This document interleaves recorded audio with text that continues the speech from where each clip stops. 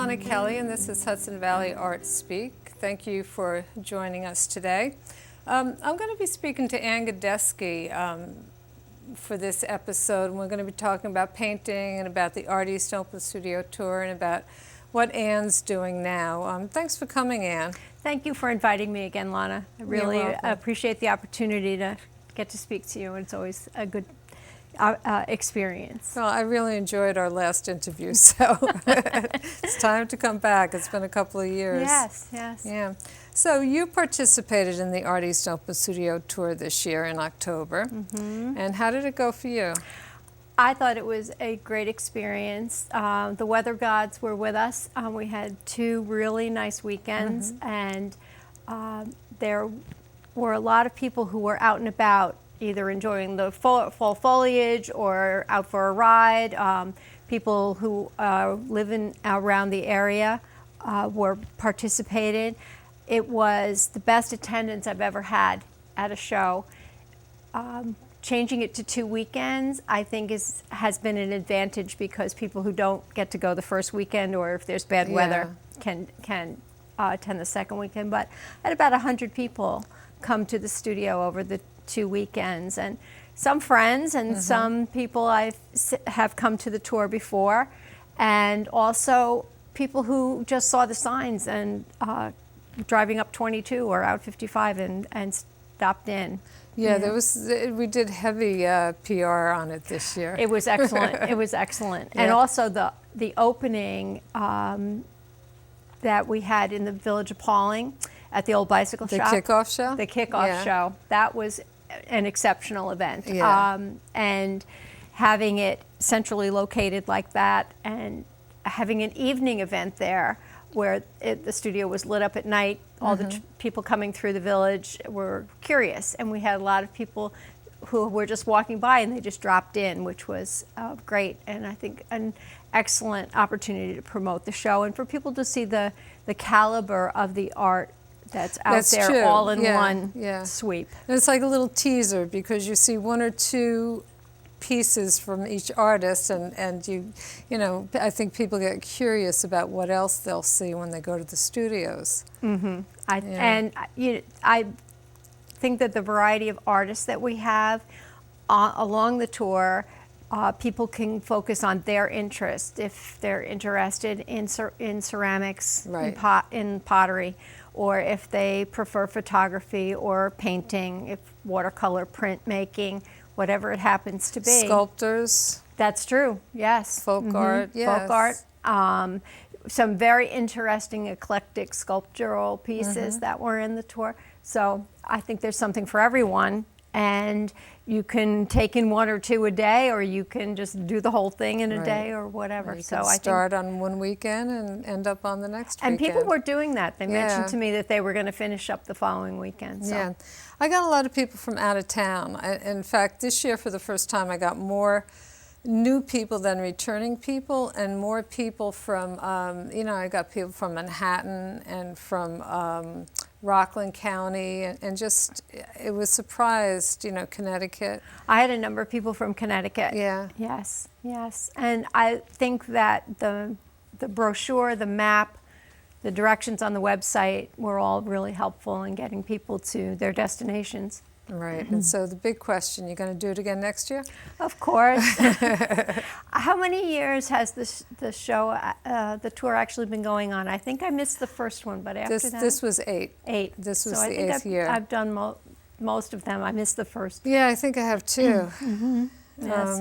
And every year I say, I'm not doing it again. It's too much work. It's a lot of work. Yeah, it is a lot of work. My house is clean, however. Yeah, well, that's what happens. Yeah. So what are you working on now? What's the next step? Where are you going to be showing your work? Well, I have 2 opportunities to show coming up. One is at McKinney and Doyle in Pauling. Every 2 years I have a couple months where I have a show in the restaurant, and it's a really great space because there's brick walls and it's artsy, kind of thing, and it shows off the work really well. So that'll be in May, June, and July. I'll have the opportunity to show there. Let me ask you a question about that. Now that it's, once they expanded the restaurant, I mean, the crowd that they bring in is just amazing to me because it's just always busy. There's always a waiting line. There's so many people that come to town for the specific purpose of going to McKinney and Doyle. So I'm wondering if you know if that's resulting in more sales of the artwork because so many more people are seeing the work. I think that the sale of artwork in general kind of goes with the ups and downs of the economy. Yeah. I have had very successful shows there and also some limited sales. I think that the more people who see your work and the more cards they take, your name is out there and so forth. I think that's a really good thing. But I've had good success showing there. And are you doing new work for the show? What could people expect to see if they go? Well, I am doing new work. I always start, preparing new work for the Artie Studio Tour, and then I'll continue through the winter for that show. But in the meantime, I also have the opportunity to show in Millbrook at the Cooper Finn Gallery, and it's going to be figurative. So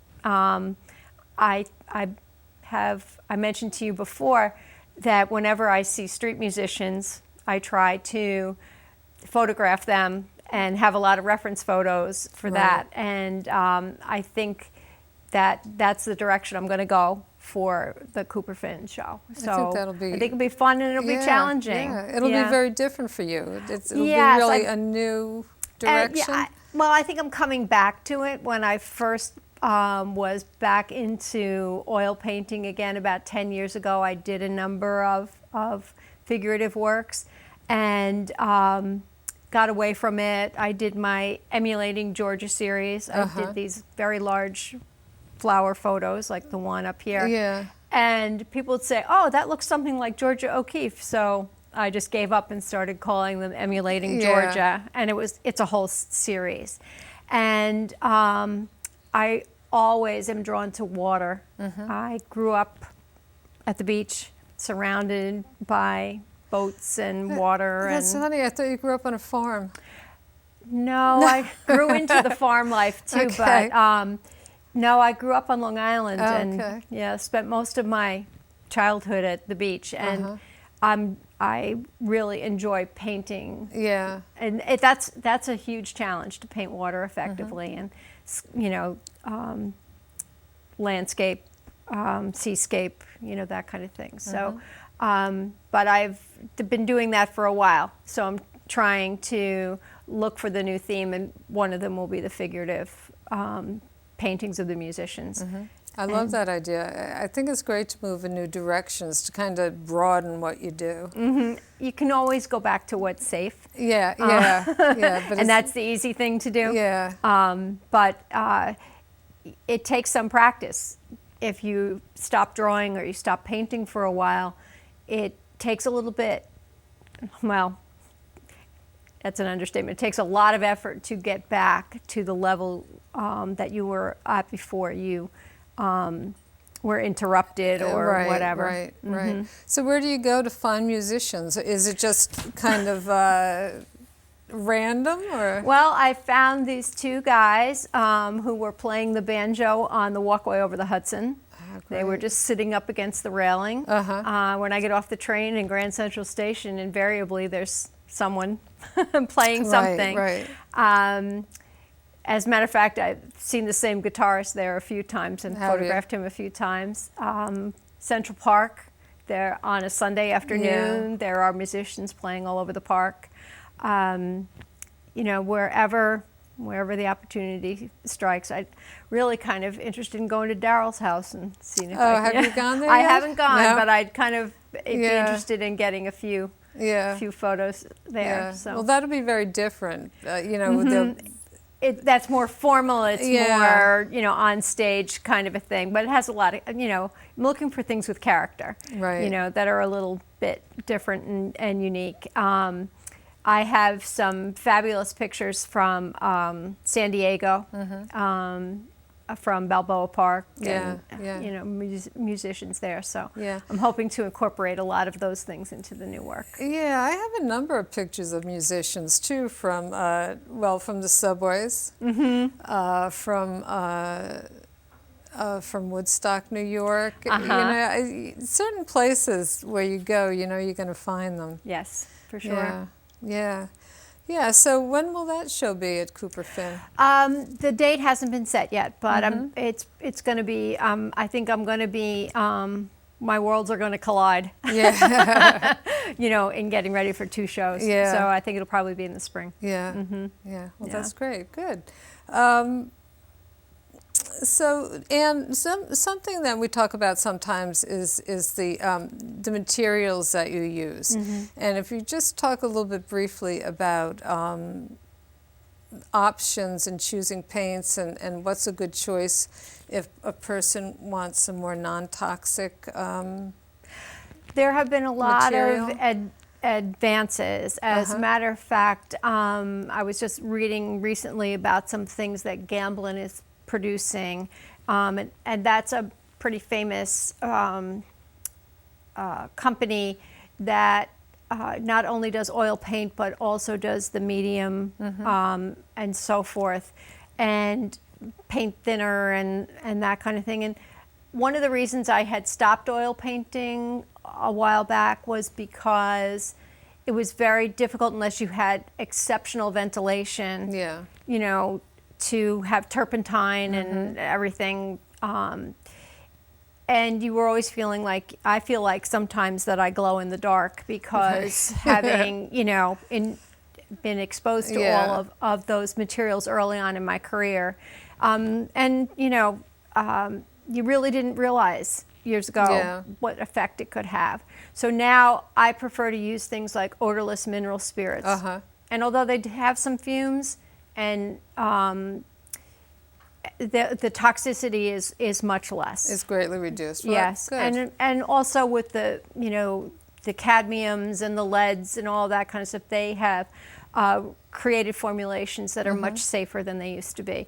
But hand washing is important. Trying not to use solvents. Trying for alternatives like olive oil soap to clean up and things like that. Even Dawn liquid will work to clean your oil brushes. Yeah. So you need to look for safer alternatives because they're, unless, as I said before, you have air cleaners and all great ventilation, you could be ingesting some toxic Yeah, but material. basically also, so less toxic materials and lots of ventilation, or keep your windows open. And lots of washing your hands. Work you know. outside. Work outside if you can. Yeah.